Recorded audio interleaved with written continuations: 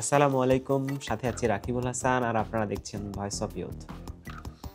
খুব সম্প্রতি আমাদের ভয়েস অফ ইয়ুথ একটা ভিডিও প্রকাশ করেছে যেখানে পীরগঞ্জ উপজেলার জনাব নজরুল ইসলাম সরকার চাচার যে সাফল্যগাথা খেজুর গুড় তৈরির সেটা আমরা দেখিয়েছি।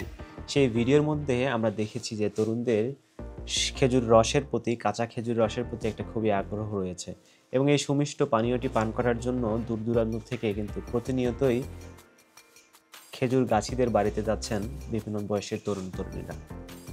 শীতের এই অন্যতম অনুষঙ্গ খেজুর রস, তার সাথে যুক্ত আছে মারণঘাতী বা প্রাণঘাতী ভাইরাস। তার নাম হচ্ছে নিপা ভাইরাস। মূলত এটি একটি আরএনএ ভাইরাস। এটি সংক্রমিত হয় বাদুড়ের মাধ্যমে।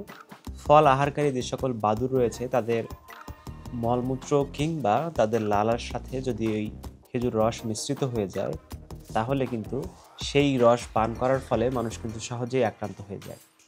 নিপা ভাইরাসে আক্রান্ত ব্যক্তিদের অনেককেই আমরা দেখতে পাই যা তারা ঠিকমতো হাঁটতে পারছে না, কারো মুখ বাঁকা হয়ে গেছে, কেউ চোখে দেখছে না, কেউ আবার হাত দিয়ে লিখতে পারছে না।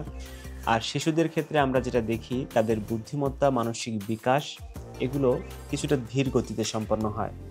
এক পর্যায়ে তাদের খিঁচুনি রোগ পর্যন্ত হয়। কারো কারো ক্ষেত্রে জ্বর, মাথা ব্যথা, দুর্বলতা, শ্বাসকষ্ট, বমি, ডায়রিয়া ইত্যাদি উপসর্গ দেখা দেয়। এখন পর্যন্ত চিকিৎসা বিজ্ঞান নিপা ভাইরাসের টিকা আবিষ্কার করতে পারেনি, তাই আমাদেরকে সচেতন হতে হবে এবং আমাদের সচেতনতায় এই রোগের প্রাদুর্ভাব বা বিস্তার অনেকটাই কমিয়ে দেবে। শীতের অন্যতম অনুষঙ্গ খেজুর রসের যদি স্বাদ আমাদেরকে নিতেই হয় তাহলে আমরা তিনটি কাজ করতে পারি। খেজুর রস ফুটিয়ে পান করব। আমরা যে গাছি ভাইয়ের কাছ থেকে খেজুর রস সংগ্রহ করব তাকে অবশ্যই আগে থেকে বলে রাখবো তিনি যেন খেজুর রসের যে হাঁড়িটি রয়েছে সেটি যেন প্রপারলি ঢেকে দেন। সেখানে কোনোভাবেই যেন বাদুড়ের লালা কিংবা মলমূত্র যাওয়ার কোনো সম্ভাবনা না থাকে। আর সবচেয়ে নিরাপদ হলো কাঁচা খেজুর রস না খাওয়া। খেজুরের গুড় খাইতে পারি আমরা। আমাদের সামাজিক যোগাযোগ মাধ্যমের বন্ধুদের পোস্ট দেখে অতি উৎসাহিত না হয়ে এই নিয়মকানুনগুলো মেনে যদি আমরা এটা খেতে পারি তাহলে আমরা পরিপূর্ণ যে স্বাদ আস্বাদন করতে পারবো এবং নিজে সুস্থ থাকতে পারবো। আপনাদের সুস্থতাই আমাদের কাম্য। ভালো থাকবেন, সুস্থ থাকবেন। দেখা হবে আবার নতুন কোনো পর্বে।